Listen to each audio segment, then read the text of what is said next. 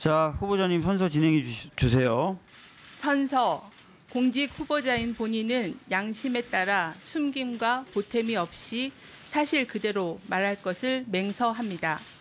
2025년 7월 18일 정은경.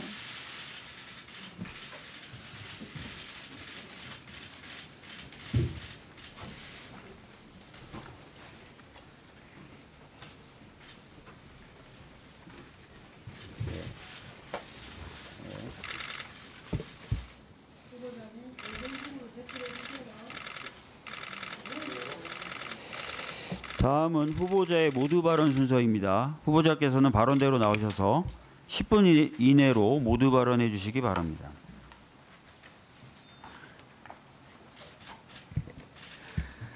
존경하는 박주민 위원장님, 그리고 보건복지위원회 위원님 여러분, 보건복지부 장관 후보자 정은경입니다. 국회 일정으로 바쁘신 가운데 인사청문회 준비에 애써주신 위원장님과 위원들께 진심으로 감사 말씀을 드립니다. 이 자리에 서게 되어 막중한 책임감과 사명감을 느낍니다. 성실하게 청문회에 임하겠습니다. 부족한 점에 대해서는 아낌없는 지적과 조언을 부탁드립니다. 보다 따뜻하고 행복한 국민의 삶을 위해 보건복지 정책이 나아가야 할 방향에 대해서도 소신껏 말씀드리겠습니다. 존경하는 박주민 위원장님, 그리고 보건복지위원회 위원님 여러분, 저는 지난 30여여간 의사, 보건의료 행정가, 그리고 연구자로서 근무하며 보건의료 현장과 정책 일선에 있었습니다. 질병관리청장직을 수행하고 보건복지부에 근무하는 기간에는 감염병 대응과 중증 외상진료 체계 구축 등 공공보건의료 정책을 총괄하였습니다. 이 과정에서 국민의 소중한 생명보호와 삶의 질 향상을 위해서는 보건복지 정책이 중요하다는 사실을 절감하였습니다. 제게 기회가 주어진다면 그간 쌓아온 경험과 전문성을 바탕으로 보건복지부의 전문 역량은 물론 각 분야의 전문가들과 긴밀히 소통하고 현장의 의견을 수렴하며 합리적인 보건복지 정책 대안을 찾아가겠습니다. 존경하는 박주민 위원장님, 그리고 보건복지위원회 위원님 여러분, 지금 대한민국은 중대한 위기와 도전에 직면하고 있습니다. 경제성장 둔화와 양극화 심화, 급격한 인구구조의 변화, 필수 공공의료의 위기, 그리고 AI 등 첨단 기술 혁명은 보건복지 정책 환경을 근본적으로 바꾸고 있습니다. 장기화된 의정 갈등, 초고령 사회 진입에 따른 돌봄 수요 증가, 체계 세고 수준의 노인 빈곤율과 자살률 등 보건복지부가 해결해야 할 현안도 산적해 있습니다. 현재의 위기를 극복하고 모두가 함께 잘 사는 대한민국으로 나아가기 위해 국민 통합이 그 어느 때보다 중요한 시기입니다. 이런 상황일수록 사회보장제도 강화와 국민건강 증진이라는 보건복지부 본연의 업무에 충실하여 모든 국민의 기본적인 삶을 보장하기 위한 노력이 강화되어야 한다고 생각합니다.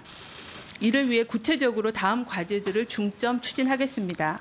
첫째, 빈틈없이 촘촘한 사회 안전망을 구축하겠습니다.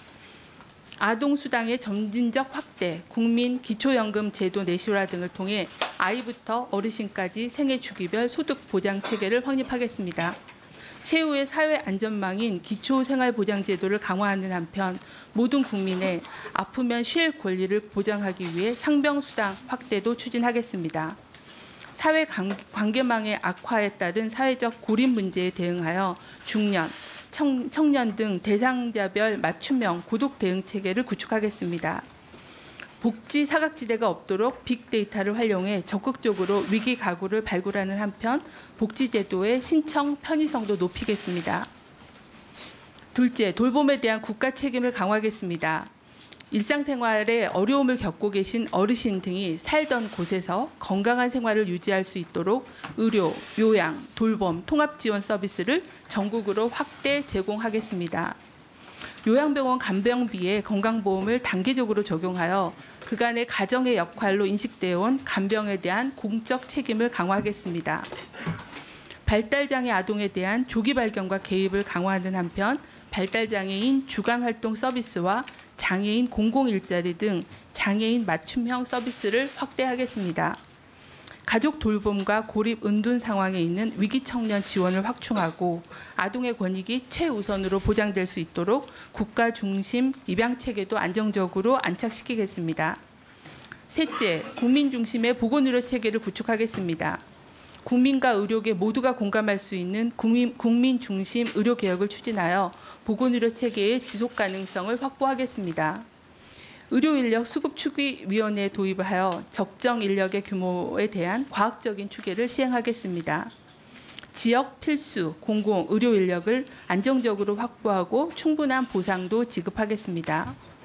국립대병원 업무를 보건복지부로 이관하여 지역 내 공공 필수 의료의 컨트롤 타워로 육성하겠습니다. 환자의 안전성과 편의성을 모두를 보장하는 방향으로 비대면 진료를 제도화하겠습니다. 지역사회에 기반한 1차 의료 체계를 구축하고 희귀, 난치 질환자의 의료비 부담을 완화하겠습니다. 자살위험군에 대한 조기 발굴 및 개입을 강화하고 자살 시도자에 대한 치료비 지원 등을 확대하는 등 자살 예방 정책도 강화하겠습니다. 넷째, 미래 보건복지 강국 도약을 위한 기반을 마련하겠습니다. 노인 인구 증가에 대응하여 어르신 공공 일자리를 지속 확대하겠습니다. 난임, 임산부에 대한 심리, 정서 지원을 강화하고 가입력 검사비 지원도 지속 추진하겠습니다. 18년 만에 연금 개혁이 더욱 효과를 거둘 수 있도록 다층 노후 소득 보장 체계 구축 등 국회의 연금 개혁 특위 논의에 적극 참여 지원하겠습니다. 제약, 바이오 강국 도약을 위해 K바이오, 백신 펀드 등 국가 투자를 강화하고 보건의료 R&D도 지속 확대하겠습니다. AI 기반 디지털 헬스케어 혁신 성장 체계 구축을 위해 보건의료 데이터의 안전한 활용을 지원하고 의사과학자의 전주기 양성 체계도 확립하겠습니다. 존경하는 위원장님 그리고 위원님 여러분, 금년은 광복 80주년이 되는 역사적인 해입니다.